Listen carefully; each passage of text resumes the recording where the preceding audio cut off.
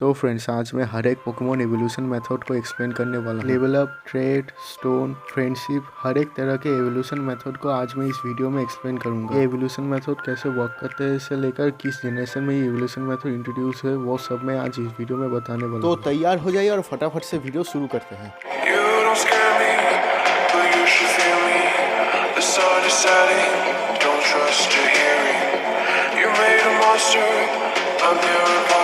तो पहले मैं बता दूं कि टोटल कितनी तरह के एवोल्यूशन मेथड्स होते हैं। तो वो है 24 तरह के। अब आप में से कुछ लोग जरूर ये सोच रहे होंगे कि एवोल्यूशन मेथड थोड़ी ना इतने तरह के होते हैं, मैक्सिमम 10 तरह के ही हो सकते हैं। लेकिन मैं बता दूं कि मैंने अपना रिसर्च बहुत ही अच्छी तरह से किया है और मैंने हर एक जनरेशन के हर एक पोकेमॉन के एवोल्यूशन मेथड को स्कैन करने के बाद इतने सारे एवोल्यूशन मेथड निकाले। और इंटरनेट पे कहीं भी आपको हर एक एवोल्यूशन मेथड का एक फुल प्रूफ लिस्ट नहीं मिलेगा। तो मैंने बहुत सा रिसर्च करके ये लिस्ट खुद बनाया है और मैं हर एक एवोल्यूशन मेथड को नंबर वाइज काउंट करके दिखाऊंगा, जिससे कि आपको कोई भी कंफ्यूजन ना रहे। तो हम जनरेशन 1 से शुरुआत करते हैं, जिसमें कि टोटल 3 एवोल्यूशन मेथड्स का इंट्रोडक्शन हुआ था, जो कि है लेवल अप, स्टोन और ट्रेड एवोल्यूशन। अब लेवल अप एवोल्यूशन सबसे ज्यादा कॉमन मेथड ऑफ एवोल्यूशन है। मैक्सिमम नंबर ऑफ पोकेमॉन इसी मेथड के द्वारा इवॉल्व होते हैं। अब लेवल अप एवोल्यूशन को एक्सप्लेन करना तो बहुत ही आसान है। जैसे जैसे आप बड़े होते जाते हो वैसे ही आपका बॉडी डेवलप होकर और स्ट्रॉन्ग बनता जाता है, और इसी बड़े होने के प्रोसेस को पोकेमॉन एक्सपी गेन करके लेवल अप होने से दिखाते हैं। अब स्टोन एवोल्यूशन की बात करें तो पोकेमॉन एवोल्यूशन स्टोन्स में एक मिस्टिकल एनर्जी होती है, जो कि कुछ स्पेसिफिक पोकेमॉन्स के कांटेक्ट में आते ही उनके डीएनए को इंप्रूव करके उन्हें इवॉल्व कर देती है। आप में से काफी लोगों ने यह सोचा या फिर सुना होगा कि ट्रेड एवोल्यूशंस का कोई भी मतलब नहीं बनता है, क्योंकि ट्रेड से कोई भी पोकेमॉन कैसे बड़ा हो सकता है। लेकिन इस एवोल्यूशन के पीछे भी एक लॉजिक है। ट्रेड करने पर आप अपने पोकेमॉन को अपने से दूर कर देते हो। इससे कुछ स्पेसिफिक पोकेमॉन को बहुत ही बुरा लगता है और अपने पुराने मालिक को ये दिखाना चाहता है कि वो पोकेमॉन और भी पावरफुल हो सकता है, और इसी को दिखाने के लिए पोकेमॉन ट्रेड करने पर इवॉल्व होते हैं। और मैं बता दूं, ये बस एक थ्योरी है जिससे कि मैंने बनाया है। आप इससे एग्री कर भी सकते हो और नहीं भी, ये टोटली आपके ऊपर ही डिपेंड करता है। और अगर आप इसे एग्री नहीं करते हो तो आप मुझे कमेंट सेक्शन में जरूर से बताना कि आपके मुताबिक कुछ पोकेमॉन ट्रेड करने पर इवॉल्व क्यों होते हैं। और केन सुगीमोरी, जो कि पोकेमॉन के one of the lead creators हैं, उन्होंने एक इंटरव्यू में ये कहा था कि ट्रेड एवोल्यूशन को गेम में इसलिए डाला गया था जिससे कि पोकेमॉन प्लेयर्स एक दूसरे से और ज्यादा इंटरेक्ट करें, और इसीलिए कुछ सबसे पावरफुल पोकेमॉन्स को ऑब्टेन करने के लिए आपको उनको ट्रेड ही करना पड़ता है। इसके बाद जनरेशन 2 में 4 नए एवोल्यूशन मेथड इंट्रोड्यूस हुए थे। वो है held item trade, happiness time और लेवल अप स्टैट्स। अब हेल्ड आइटम ट्रेड से उन पोकेमॉन को इवॉल्व किया जाता है जिन्हें की ट्रेड करते वक्त एक हेल्थ आइटम देना पड़ता है। ये पोकेमॉन ट्रेड होते वक्त एक स्पेसिफिक आइटम के साथ फ्यूज होकर इवॉल्व करते हैं। हैप्पीनेस एवोल्यूशन उसे कहा जाता है जब कोई पोकेमॉन को इवॉल्व होने के लिए अपने ट्रेनर के साथ हाई फ्रेंडशिप होना जरूरी होता है। इस एवोल्यूशन के पीछे लॉजिक ये है कि जब कोई पोकेमॉन अपने ट्रेनर के साथ हाई फ्रेंडशिप में होता है तब वो अपने ट्रेनर के लिए और भी बेहतर करना चाहता है, और इसी बेहतर को अचीव करने के लिए वो इवॉल्व करता है। हैप्पीनेस टाइम एवोल्यूशन वो मेथड है जब किसी पोकेमॉन को इवॉल्व करने के लिए एक स्पेसिफिक टाइम में उसे हाई हैप्पीनेस के साथ लेवल अप करना पड़ता है। जैसे कि लुकारियो, रियोलू का अगर आप दिन के वक्त हाई हैप्पीनेस के साथ लेवल अप करोगे तो वो लुकारियो बनेगा, लेकिन रात के वक्त ये काम नहीं करता है। वैसे ही कुछ पोकेमॉन को अगर आप हाई हैप्पीनेस के साथ रात के वक्त लेवल अप करोगे तो वो इवॉल्व होगा, लेकिन दिन के वक्त तो इवॉल्व नहीं होगा। इसके पीछे का लॉजिक ये है कि कुछ तरह के पोकेमॉन दिन के वक्त या फिर रात के वक्त सबसे ज्यादा हैप्पी होते हैं, तो तभी उनका हैप्पीनेस लेवल मैक्स होता है और तभी वो इवॉल्व होते हैं।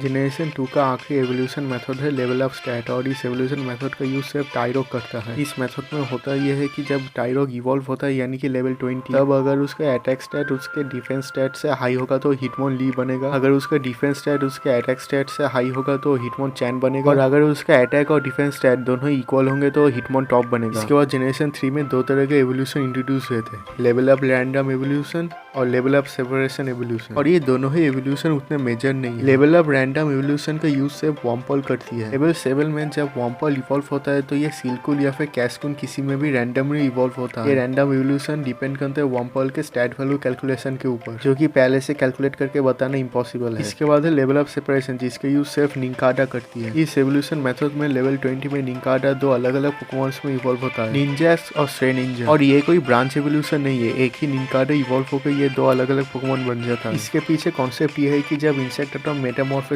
का प्रोसेस पूरा करते हैं, वो अपने पीछे एक डेड ककून छोड़ देते हैं, और वही डेड ककून श्रेनिंजा है, और जबकि पुराना अनइवॉल्व निंकाडा इवॉल्व हो जाता है निंजास में। इसके बाद जनरेशन 4, जिसमें कि टोटल 6 एवोल्यूशन मेथड इंट्रोड्यूस हुए। Level up item time, gender level up move, location level up, Pokemon party level up और gender stone. Level up item time में कुछ पोकेमॉन को अगर एक स्पेसिफिक आइटम देकर एक स्पेसिफिक टाइम पे लेवल अप किया जाए तो इवॉल्व होते हैं। एवोल्यूशन मेथड का इस्तेमाल 2 पोकेमॉन करते हैं, ग्लाइगर और स्नीजल। ग्लाइगर को रेजर फ्लैंग और स्नीजल को रेजर क्लॉथ देकर अगर रात के वक्त लेवल अप किया जाए तो ग्लाइस्कोर और वीवाइल्ड में इवॉल्व होता है। इसके पीछे का लॉजिक ये है कि रात के वक्त का एनर्जी इन पोकेमॉन्स को इनका आइटम के साथ फ्यूज करके इन्हें इवॉल्व करता है। जेंडर लेवल ऑफ एवोल्यूशन का मतलब है कि कुछ स्पेसिफिक पोकेमॉन इवॉल्व होने के बाद कौन सा पोकेमॉन बनेंगे वो उनके जेंडर के ऊपर डिपेंड करता है, और कुछ केसेस में वो इवॉल्व होंगे भी या नहीं वो भी उनके जेंडर के ऊपर डिपेंड करता है। जैसे कि बर्मी, अगर ये फीमेल होगा तो ये वॉर्मेडन में इवॉल्व होगा, और अगर ये मेल होगा तो ये मोथेम में इवॉल्व होगा। इसके अलावा कॉम्बी और सैलेंडिथ भी इस इवोल्यूशन का यूज करते हैं। दोनों पोकेमॉन स्पीसीज कैसे फीमेल पोकेमॉन इवॉल्व करते हैं, फीमेल कॉम्बी वेस्पेक्विन में और फीमेल सैलेंडिथ सैलाज़ल में, जबकि इन पोकेमॉन स्पीसीज के मेल मेंबर चाहे कुछ भी कर ले वो इवॉल्व नहीं होते हैं। मूव लेवल अप मेथड से कुछ ऐसे पोकेमॉन इवॉल्व होते हैं जिन्हें की इवॉल्व होने के लिए एक स्पेसिफिक मूव सीखना पड़ता है। जैसे कि एक बहुत ही कॉमन मूव है एंशिएंट पावर, यानमा, पाइलोस्वाइन और टैंगल। इन तीनों पोकेमॉन को इवॉल्व होने के लिए यही मूव सीखना पड़ता है। इन तीनों के अलावा और भी ऐसे बहुत सारे पोकेमॉन हैं जो कि एक स्पेसिफिक मूव सीखने के बाद इवॉल्व होते हैं। इसके पीछे का लॉजिक ये हो सकता है कि ये स्पेसिफिक मूव सीखने से ये स्पेसिफिक पोकेमॉन बॉडी के एक डोरमेंट पावर में टैप इन करते हैं, जिस पावर से ये पोकेमॉन इवॉल्व हो जाते हैं। अब लोकेशन लेवल ऑफ इवोल्यूशन उसे कहा जाता है जब कोई स्पेसिफिक पोकेमॉन एक स्पेसिफिक लोकेशन में जाके लेवल अप होकर इवॉल्व। ये इवोल्यूशन मेथड सिर्फ 3 ही लोकेशन पे काम करता है। पहला है मॉस रॉक वाले एरिया में जहाँ पे आप ईवी को लिफियन बना सकते हो। फिर है आइसी स्टोन वाले एरिया में जहाँ पे आप ईवी को ग्लेसियन और क्रोबॉलर को ग्लोब्रोमिडेबल बना सकते हो। और आखिर में है मैग्नेटिकली चार्ज्ड एरिया जहाँ पे काफी सारे इलेक्ट्रिक टाइप पोकेमॉन इवॉल्व होते हैं। इसके पीछे का लॉजिक ये है कि इन स्पेसिफिक एरियाज में जाके इन स्पेसिफिक पोकेमॉन्स को एक एनर्जी मिलती है जो कि इन्हें इवॉल्व होने में हेल्प करती है। इसके बाद है Pokemon party level of evolution, जिसका यूज सिर्फ मैनकाइट ही करती है। इस एवोल्यूशन में आपके पोकेमॉन पार्टी या फिर टीम एक मैनकाइट और एक रेमोरेड हो तो आप मैनकाइट को लेवल अप करने से मैनटाइन बना सकते हो। इसके बाद जनरेशन 4 का आखिरी एवोल्यूशन मेथड है जेंडर स्टोन एवोल्यूशन। इसके मुताबिक अगर आप एक स्पेसिफिक जेंडर के पोकेमॉन के ऊपर एक डॉन स्टोन यूज करोगे तो वो इवॉल्व होगा। टू बी मोर एक्यूरेट, एक फीमेल स्नोरंट और एक मेल कर्लिया। इनके ऊपर डॉन स्टोन यूज करने से ये गैलेड और फ्रॉस्ट ग्लास बनेंगे, और मेल स्नोरंट और फीमेल कर्लिया पे डॉन स्टोन काम नहीं करता है। इसके बाद जनरेशन 5 जिसमें कि सिर्फ एक ही एवोल्यूशन मेथड इंट्रोड्यूस हुआ था, वो है कनेक्टेड ट्रेड एवोल्यूशन। इसे करने के लिए आपको एक कैराब्लास्ट को एक सेलमेट के साथ ट्रेड करना पड़ेगा। इसके बाद कैराब्लास्ट एक्सकेबलर और सेलमेट एक्सेलगोर में इवॉल्व हो जाएगा। इस एवोल्यूशन में लॉजिक ये है कि इन दोनों को ट्रेड करने पर कैराब्लास्ट सेलमेट का सेल अपने पास रख लेता है जिससे को इवॉल्व होता है, और इसीलिए एक्सकेबलर एक बग प्लस स्टील टाइप है क्योंकि उसके पास एक हार्ड सेल और सेलमेट के पास अपना प्रोटेक्टिव सेल न होने की वजह से उसे इवॉल्व होकर स्ट्रॉन्ग बनना पड़ता है अपने प्रोटेक्शन के लिए। तो जनरेशन 6 में 4 एवोल्यूशन मेथड इंट्रोड्यूस हुए थे, level up time, weather level up, type party level up और upside down level up. Level up time evolution का यूज टायरेंट और एमूरा करते हैं। अगर आप टायरेंट को दिन के वक्त लेवल 39 तक ले जाओगे तो टायरेंट्रम में इवॉल्व होगा, लेकिन रात के वक्त यही करने से वो इवॉल्व नहीं होता। और अगर आप एमूरा को रात के वक्त लेवल 39 पे ले जाओगे तो ऑरोरास में इवॉल्व होगा, लेकिन और दिन के वक्त ये एवोल्यूशन काम नहीं करता है। इसके बाद है वेदर लेवल अप एवोल्यूशन, जिसका यूज जनरेशन 6 का सूटो लेजेंडरी करता है। इस एवोल्यूशन में अगर आप स्लीगू को बारिश के वक्त लेवल 50 में ले जाओगे तो गुड्रा में इवॉल्व होता है। इसके पीछे का लॉजिक ये है कि बारिश के वक्त इस पोकेमॉन का बॉडी और वाटर एब्जॉर्ब करता है जो कि इसके एवोल्यूशन में हेल्प करता है। Type party level up evolution use होता है पैंचम के ऊपर। जब पैंचम लेवल 32 पे जाए तब अगर पोकेमॉन ट्रेनर के पार्टी में एक डार्क टाइप पोकेमॉन हो तो ये इवॉल्व होकर पैंगोरा बन जाता है। इसके पीछे का लॉजिक ये है कि पैंचम एक फाइटिंग टाइप पोकेमॉन है और दूसरी तरफ पैंगोरा एक फाइटिंग प्लस डार्क टाइप। तो अगर इसके ट्रेनर के पार्टी में एक डार्क टाइप पोकेमॉन हो तो ये पोकेमॉन उस डार्क टाइप पोकेमॉन का थोड़ा सा एनर्जी एब्जॉर्ब करके इवॉल्व होने पर डार्क टाइपिंग लाता है अपने। बाद वाला एवोल्यूशन मेरे ख्याल से सारे एवोल्यूशंस में सबसे ज्यादा इंटरेस्टिंग है और वो एवोल्यूशन है अपसाइड डाउन एवोल्यूशन। ये एवोल्यूशन मेथड इनके पोकेमॉन यूज करते हैं। जब ये पोकेमॉन लेवल 30 पे हो तो अगर इसे उल्टा पकड़ा जाए तो ये मेलामार में इवॉल्व होता है। ये तो हुआ कि एनीमे में ये एवोल्यूशन कैसे काम करता है, लेकिन गेम्स में ये एवोल्यूशन और भी इंटरेस्टिंग तरीके से काम करता है। जब इनके लेवल 30 पे जाए तो आप जिस कंसोल पे पोकेमॉन गेम खेल रहे हो आपको उस कंसोल को उल्टा पकड़ना पड़ता है, फिर ये पोकेमॉन मेलामार में विकसित होता है। इसके पीछे का लॉजिक ये है कि अगर आप मेलामार को ठीक से देखोगे तो आपको पता चलेगा कि मेलामार इनके का एक बड़ा डरावना और उल्टा वर्जन है। इसके टेंटिकल्स ऊपर चले जाते हैं सिर की जगह और उसका सिर का हिस्सा पैरों पे चले आते हैं। इसके बाद जनरेशन 7 में टोटल 2 एवोल्यूशन मेथड इंट्रोड्यूस हुए थे, एक है पोकेमॉन गो और दूसरा है वर्जन एक्सक्लूसिव एवोल्यूशन। पोकेमॉन गो एवोल्यूशन का यूज सिर्फ मेल्टेन पोकेमॉन करता है। मेल्टेन पोकेमॉन सिर्फ पोकेमॉन गो में इवॉल्व हो सकता है। पोकेमॉन गो में जो पोकेमॉन को इवॉल्व करने के लिए कैंडी चाहिए होता है, मेल्टेन सिर्फ उसी कैंडी से मेलमेटल में इवॉल्व हो सकते हैं। इसके अलावा इसे इवॉल्व करने का और कोई रास्ता नहीं है और इसी वजह से आप मेल्टेन को किसी मेन स्ट्रीम पोकेमॉन गेम में इवॉल्व नहीं कर सकते हो। वर्जन एक्सक्लूसिव एवोल्यूशन है एक ही पोकेमॉन दो अलग अलग पोकेमॉन गेम्स के वर्जन में दो अलग अलग पोकेमॉन्स में इवॉल्व होते हैं। इसका एक एग्जांपल है कॉस्मियम पोकेमॉन सन में सोलगैलियो में इवॉल्व होता है, पोकेमॉन मून में लूलाना में, और रॉकराफ्ट पोकेमॉन भी इसका यूज करता है। पोकेमॉन सन में ये मिड डे फॉर्म में इवॉल्व होता है, पोकेमॉन मून में ये मिडनाइट फॉर्म में। इन एवोल्यूशंस का कोई इन गेम लॉजिक तो नहीं है, लेकिन इन एवोल्यूशंस को इसलिए लाया गया था जिससे कि पोकेमॉन्स का ब्रांच एवोल्यूशन हो सके और ब्रांच एवोल्यूशन वर्जन एक्सक्लूसिव। और आखिर में है जनरेशन 8 जिसमें की भी 2 पोकेमॉन के एवोल्यूशन मेथड मेथड इंट्रोड्यूस हुए थे। पहला है आइटम इवोल्यूशन, मतलब कि एक पोकेमॉन को एक आइटम देने से ही वो इवॉल्व हो जाएगा। पहले के जनरेशन में भी इवोल्यूशन आइटम इंट्रोड्यूस हुए थे, लेकिन उन आइटम्स को देने के बाद पोकेमॉन को ट्रेड करना पड़ता था या फिर लेवल अप करना पड़ता था। लेकिन जनरेशन 8 के इवोल्यूशन आइटम स्टोन्स की तरह है, बस पोकेमॉन को देने भर ही वो इवॉल्व हो जाता है। और दूसरा है डैमेज लोकेशन इवोल्यूशन। इस इवोल्यूशन मेथड का यूज गैलेरियन यामास्क करता है। इस इवोल्यूशन मेथड में गैलेरियन यामास्क को एक हिट में कम से कम 49 डैमेज होना होता है। उसके बाद उसे डस्टी बाउल नाम के एक जगह के स्टोन आर्क के नीचे से ले जाना होता है। उसके बाद वो इवॉल्व होकर रूनारेगस बनता है। इस एवोल्यूशन के पीछे का कोई लॉजिक तो मुझे नहीं मिला और मैं भी इसका कोई लॉजिक नहीं बना पाया। और आखिर में 3 बोनस एवोल्यूशन मेथड्स, क्योंकि वीडियो बनाते वक्त मुझसे ये एवोल्यूशन मेथड्स छूट गए। पहला है लोकेशन स्टोन एवोल्यूशन, जो कि आया था जनरेशन 7 में। इस एवोल्यूशन मेथड का यूज पिकाचू और एग्जीक्यूट करते हैं। इस एवोल्यूशन मेथड के मुताबिक अगर आप इन दोनों पोकेमॉन को एक स्पेशल लोकेशन पे इनके एवोल्यूशन स्टोन दोगे तो ये पोकेमॉन इनके दूसरी तरह के फॉर्म में इवॉल्व होंगे, जो कि है इनका अलोलन फॉर्म, और ये स्पेसिफिक लोकेशन है अलोला रीजन। इसके बाद है जनरेशन 8 में इंट्रोड्यूस हुआ 3 क्रिटिकल हिट वाला एवोल्यूशन, जिसका यूज गैलेरियन फारफेस्ट सरफेस्ट बनने के लिए करता है। इस एवोल्यूशन के अकॉर्डिंग अगर गैलेरियन फारफेस्ट एक ही मैच में 3 क्रिटिकल हिट मारते हैं तो ये सरफेस्ट में इवॉल्व होता है। और आखिर में जनरेशन 8 में इंट्रोड्यूस हुआ टावर एवोल्यूशन, जिसका यूज कफ्फू करता है। इस एवोल्यूशन मेथड में अगर आप कफ्फू को लगे टावर ऑफ वाटर या फिर टावर ऑफ डार्कनेस के चैलेंज को कंप्लीट करते हो तो आपका कफ्फू इवॉल्व होगा और अर्सीफू बनेगा। इसके अलावा कफ्फू को इवॉल्व करने का कोई भी और रास्ता नहीं। तो आखिर में एवोल्यूशन मेथड्स टोटल 25 से बढ़कर 28 हो गए। और अगर देखा जाए तो इनमें से ज्यादातर एवोल्यूशन को एक simple level up evolution, trade evolution या फिर स्टोन एवोल्यूशन की तरह देखा जाता है, लेकिन मैंने इनमें कुछ डिफरेंस निकाल के इन्हें अलग अलग एवोल्यूशन मेथड्स में दिखाया है। तो ये थे सारे के सारे एवोल्यूशन मेथड्स का एक्सप्लेनेशन। फ्यूचर में और भी पोकेमॉन गेम्स के आने के साथ ही हमें और भी तरह के एवोल्यूशन मेथड्स जरूर देखने को मिलेंगे।